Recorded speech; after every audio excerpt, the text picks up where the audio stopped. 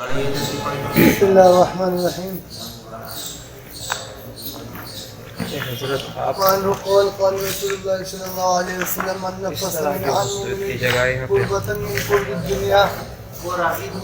الدنيا نفس الله عنه كربة من كرب يوم القيامة ومن يسر على معسر يسر الله عليه في الدنيا والآخرة ومن ستر مسلما ستر الله في الدنيا والآخرة والله في عون العبد ما كان العبد في عون أخيه ومن سلك طريقا يلتمس فيه علما سهل الله له به طريقا إلى الجنة وما اجتمع قوم في بيت.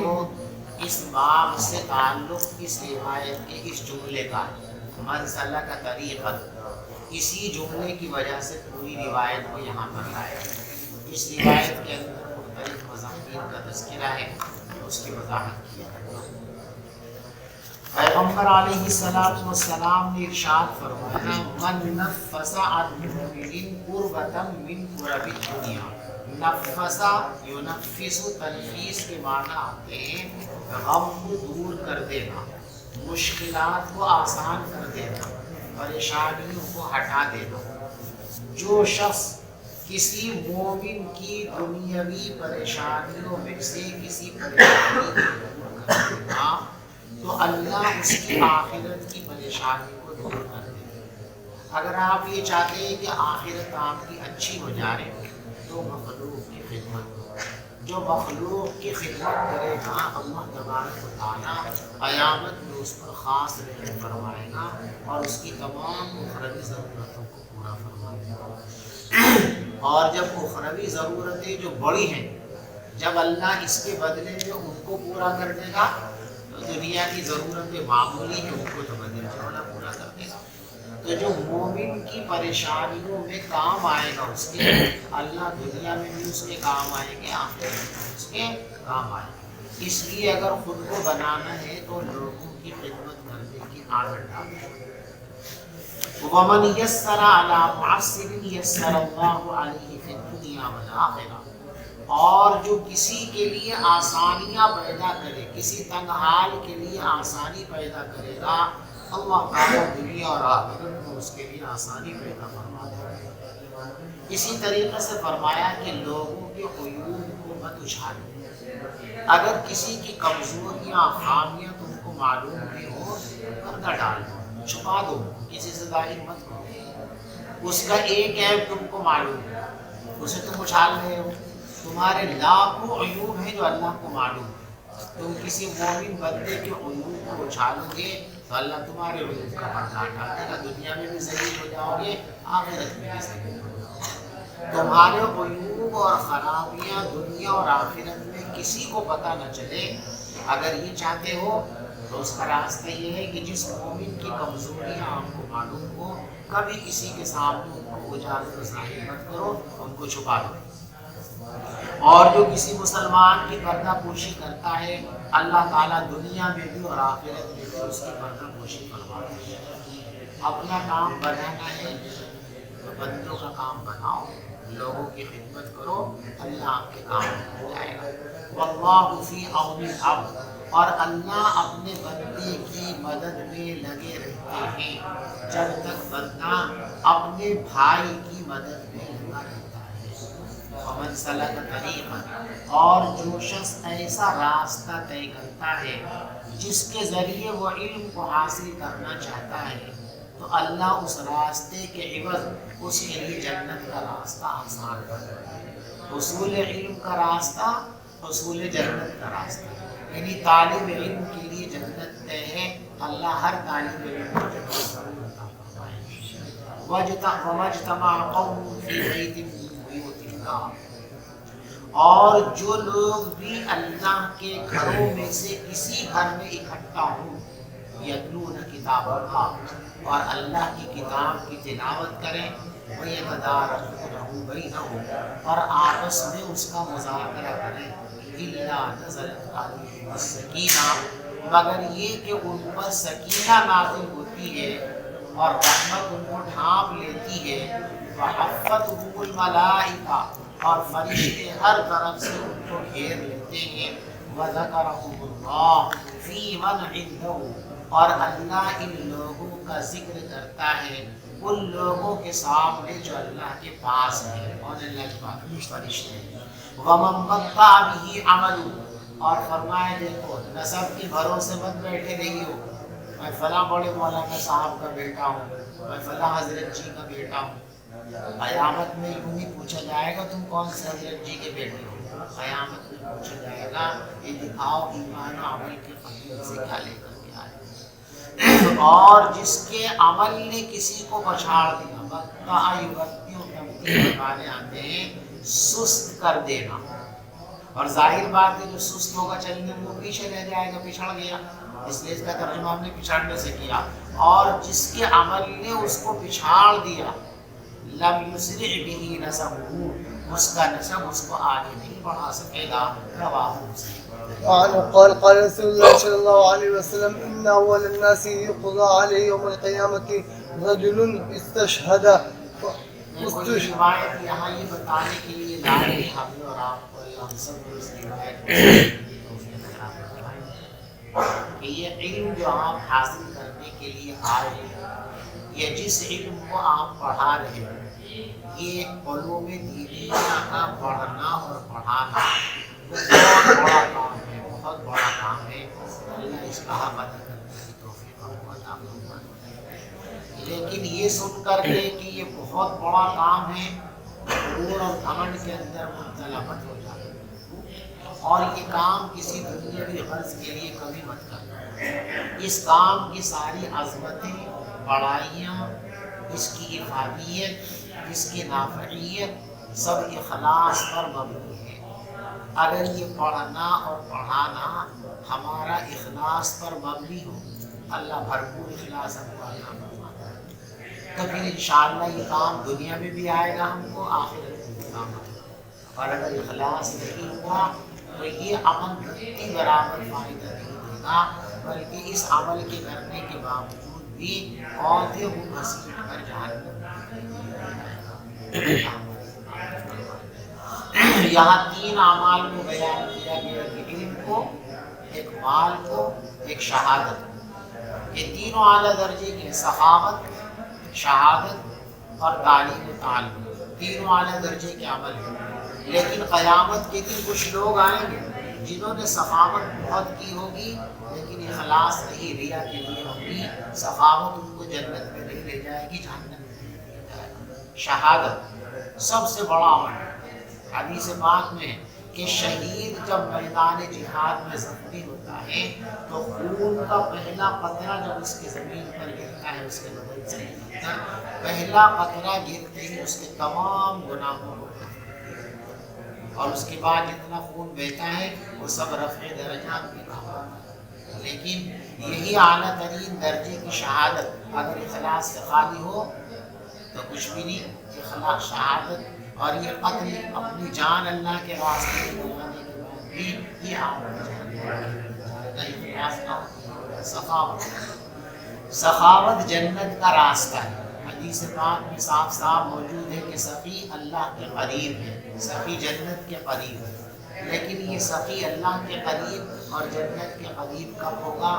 جب یہ سخاوت اخلاص پر مبنی ہو۔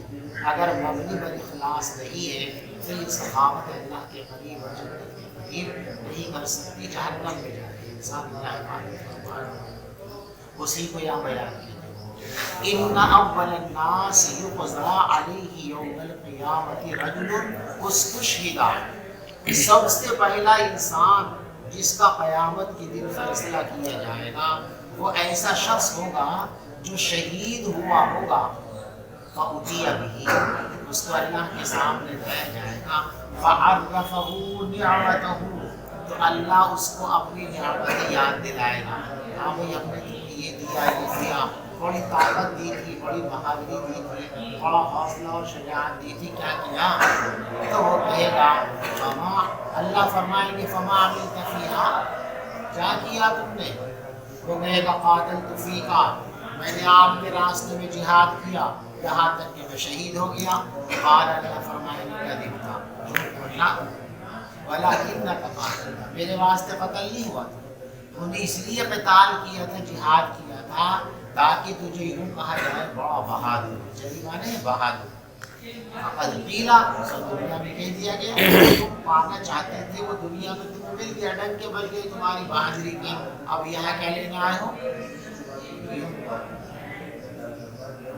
ثم امر به، پھر اس کو جہنم میں ڈالنے کا حکم دیا جائے گا. فصحب علی وجهه، پھر اس کو جہنم چہرے کے بل گھسیٹا جائے گا، اوندھے کو گھسیٹا جائے گا یہاں تک کہ جہنم میں ڈال دیا جائے گا. اللہ ہم سب کی حفاظت فرمائے. دیکھو یہ جملہ پھر ہم سے متعلق ہے اگلا والا. اللہ ہماری حفاظت فرمائے، اللہ ہمارے حال میں درست فرمائے. اللہ علماء کے لیے سب سے سخت ترین جملہ ہے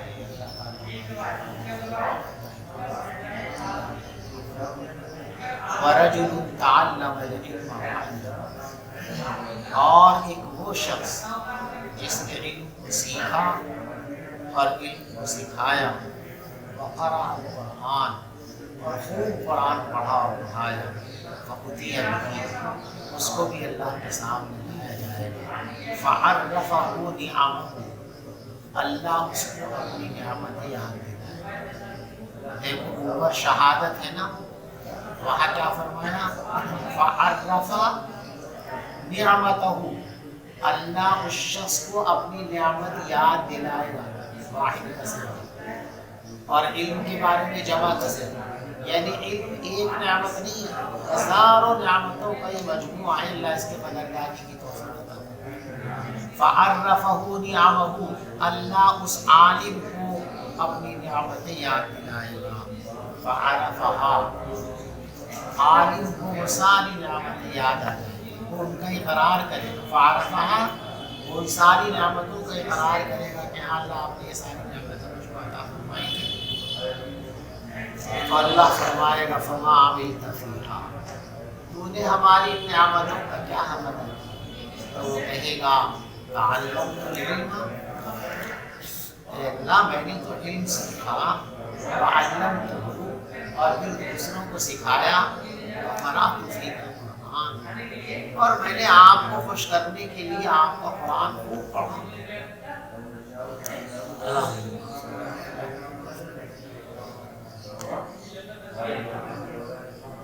اللہ معاف کرے، سب چیز اللہ معاف کرے.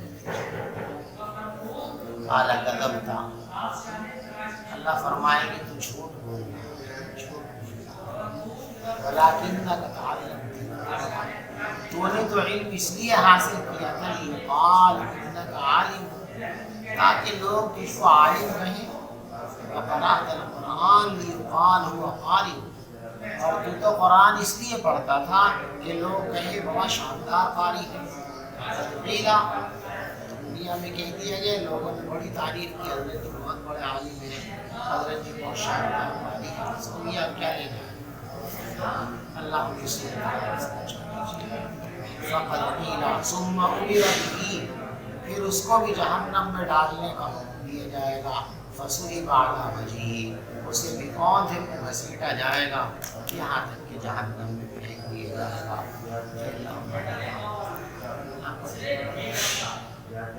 تیسری چیز سخاوت. ورجل وسع اللہ علیہ، اور تیسرا وہ شخص ہوگا جس کو اللہ نے بہت سا مال دیا ہوگا. وآتاہ من اصناف، جسے اللہ نے وسعت دی ہوگی اور ہر طرح کا مال عطا کیا ہوگا. فأتي به، اس کو لایا جائے گا. فعرفه نعمه، اللہ اس کو بھی اس کی اپنی نعمتیں یاد دلائے گا. فعرفها، وہ تمام نعمتوں کا اقرار کر لے گا.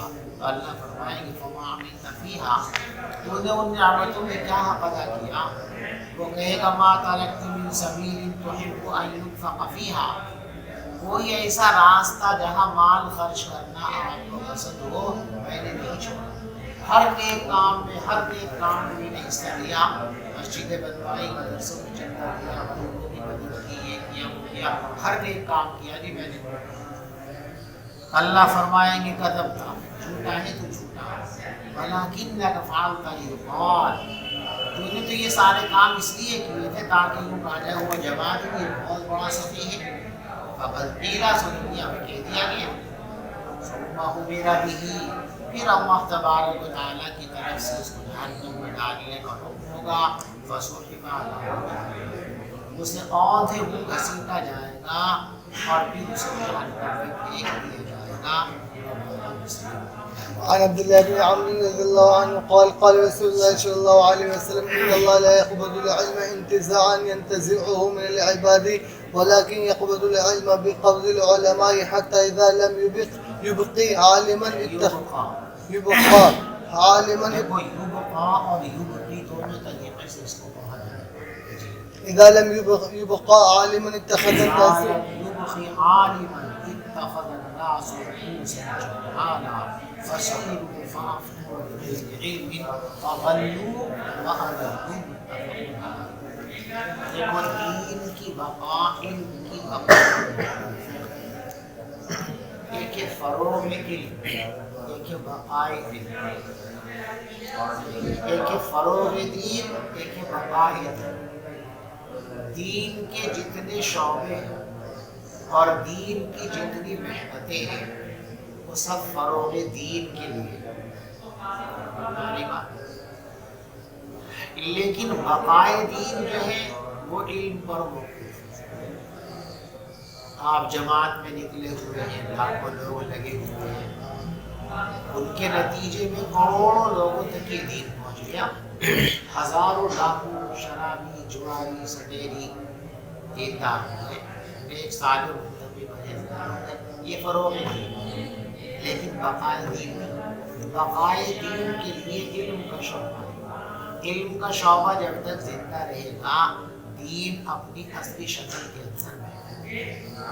دین کا شعبہ جب مر جائے گا، مٹ جائے گا، کمزور ہو جائے گا تو دین کی اصلی شکل ختم ہو جائے گی، علم ختم ہو جائے گا، علم ختم ہوگا تو دین بھی ختم ہو جائے گا اور پھر قیامت آ جائے گی۔ تو علم، طلباء اور علماء یہی در حقیقت اس دنیا کی بقا کی بنیادیں ہیں۔ یہ بنیادیں ختم ہو جائیں گی تو یہ دنیا ختم ہو جائے گی۔ لوگ سارے زمانے میں اس وقت تمام شعبوں سے نگاہیں ہٹا کر علم کے شعبے کو مٹانے پر تلے ہوئے کہ کسی طریقے سے تعلیم دین کا، علوم اسلامیہ کے تعلیم و تعلم کے سلسلہ منقطع ہو جائے۔ اگر یہ منقطع ہو گیا تو دین کے جتنے شعبے ہیں ان کو مٹانے کی کوئی ضرورت نہیں، وہ خود اس لیے اسی پر سب سے زیادہ لوگوں کی نظر ہے۔ اللہ اس سلسلوں کی حفاظت فرمائے، یہ دین کی بقا کا سلسلہ۔ ان اللہ لا يقبض العلم انتزاعا ينتزعه من العباد، اللہ دنیا سے علم اس طرح نہیں اٹھائیں گے کہ لوگوں کے دلوں سے اس کو کھینچ لیا جائے، بلکہ علم کو اٹھایا جائے گا علماء کے اٹھانے کی صورت میں، حتی اذا لم يبق عالما، یہاں تک کہ جب اللہ تبارک و تعالی دنیا میں ایک بھی عالم کو باقی نہیں چھوڑیں گے، اتخذ الناس رؤوسا جہالا، تو لوگ جاہلوں کو اپنا امیر بنا دیں گے، فسئلوا، اور پھر ان سے دین کی باتیں پوچھی جائیں گی، فافتوا بغیر علم، وہ بغیر علم کے فتویٰ دیں گے، فضلوا واضلوا، وہ خود بھی گمراہ ہوں گے اور دوسروں کو بھی گمراہ کریں گے۔ وعن الشقيق رحمه الله قال كان عبد الله بن مسعود رضي الله عنه يذكر الناس في كل خميس فقال له رجل يا أبا عبد الرحمن لوددت أنك ذكرتنا في كل يوم قال أما أنه يمنعني من ذلك إني طالب علم کے لیے ضروری ہے کہ وہ توجہ کے ساتھ دین کی فضیلت کی باتوں کو سنے، بے توجہی، غفلت، ان حالات میں اگر سبق میں بیٹھے گا تو اسے کچھ حاصل نہیں ہوگا۔ اگر کچھ حاصل کرنا ہے تو توجہ پیدا کرو، استاذ کی طرف، کتاب کی طرف، باتوں کی طرف متوجہ ہو۔ درسگاہ میں بیٹھے ہوئے ذہن کہیں اور ہے، کتابوں سے کھیل رہے ہو، انگلیوں سے کھیل رہے ہو، گردنیں گھما رہے ہو، اپنے وقت کو برباد کر رہے ہیں، کچھ نہیں۔ جو 100% اپنے آپ کو وقف کر دے گا اسی کو علم حقیقی کے کچھ ذرات حاصل ہوں گے، اور جو وقف نہیں کرے گا وہ جیسا آیا تھا ویسا ہی خالی ہاتھ اس کو جانا پڑے گا۔ طلبا کو حد درجے متوجہ اس روایت میں اساتذہ کے لیے ایک ہدایت ہے کہ وہ بھی علم دین سکھاتے وقت ایسا انداز اختیار نہ کریں جس سے لوگوں کا نشاط ختم ہو جائے، جس سے لوگوں کی توجہ ختم ہو جائے، لوگ جو ہے اس میں اکتاہٹ محسوس کرنے لگیں۔ ایسا نہیں کرنا چاہیے۔ نظام تعلیم اس طرح ترتیب دینا چاہیے کہ لوگ اکتاہٹ محسوس نہ کریں، بے توجہی کا شکار نہ ہو جائیں۔ اس لیے تھوڑا وقفہ ہونا چاہیے، اعتدال ہونا چاہیے، ہر وقت نہیں بلکہ کچھ اوقات فارغ بھی ہونے چاہیے تاکہ طبیعت نشاط متاثر ہو۔ حضرت عبداللہ بن مسعود رضی اللہ تعالیٰ نے معمول بنا تھا ہر جمعرات کو حلقہ لگتا تھا ان کا۔ جمعرات کے دن حضرت تشریف لاتے مسجد میں اور پھر تقریر فرمایا کرتے تھے، معلوم آپ کے شاگردوں نے کہا کہ حضرت آپ کی تقریر بڑی شاندار ہے، بڑی مفید ہے، بڑا مزہ آتا ہے۔ اب ایک ہفتے میں ایک دفعہ تقریر ہوتی، پورے ہفتے پیاس رہتی ہے۔ اب دن گن کے وہ دن آتا ہے۔ آپ ایسا کریں نا کہ روزانہ تقریر فرمایا کریں، روزانہ ہوا کرے گا، نماز پڑھتے ہیں یہ دین کی بات ہو، اب کوئی رکتا ہی نہیں۔ اس لیے کہ جب ماحول ایسا بنا دیا اکتاہٹ کا تو کون روکے گا؟ کبھی کبھی ہو تھوڑا سا وقفہ ہو، لوگوں میں پیاس ہو، تو فرمایا کہ دیکھو میں تو ہر ہفتے کی بجائے روزانہ بھی تقریر کر سکتا ہوں، بہت ساری تقریریں کوئی دقت نہیں، بہت ساری تقریریں یاد ہے میں کچھ کرتا رہوں، لیکن تم لوگ اور پیغمبر علیہ السلام پر واعظ و نصیحت میں اس کا خیال رکھتے تھے کہ ہم نے اکتاہٹ پیدا نہ ہوا، اس لیے کبھی کبھی تقریر فرما دیتا، ہر نماز میں روزانہ تقریر نہیں کرتے تھے، کبھی کرتے تھے تاکہ لوگوں کو اکتاہٹ محسوس ہو۔ تو واعظ و نصیحت کے حلقے ایک تو ذرا وقفے سے ہونے چاہیے، اور دوسرے یہ کہ تو مت لوگوں بھائی 5 منٹ رک جائیں گے، ذرا 5 منٹ دین کی بات ہو گئی، 25 منٹ ہو گئی، چھوڑ کے کرسی پہ بٹھا دیا، بولی صاحب کو آدھے گھنٹے تقریر کریں گے، چپک گیا کچھ بکرا جلسے والے 5 منٹ کہہ رہے، 4.5 کا 5.15 کو کرنا، لیکن بس چپک گیا تو چپک گیا، نام نہیں لے رہا۔ جلسے میں اعلان کی بہت جلدی ہم یہ جلسہ ختم کر دیں گے اور تہجد تک کھینچ کے بھولے جا رہے ہیں، کیا مصیبت ہے؟ یہ سب جاہلانہ باتیں ہیں، بے دینی کی باتیں ہیں۔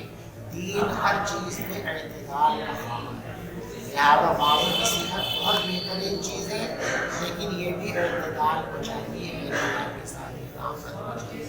سب شریف میں آگے بات آپ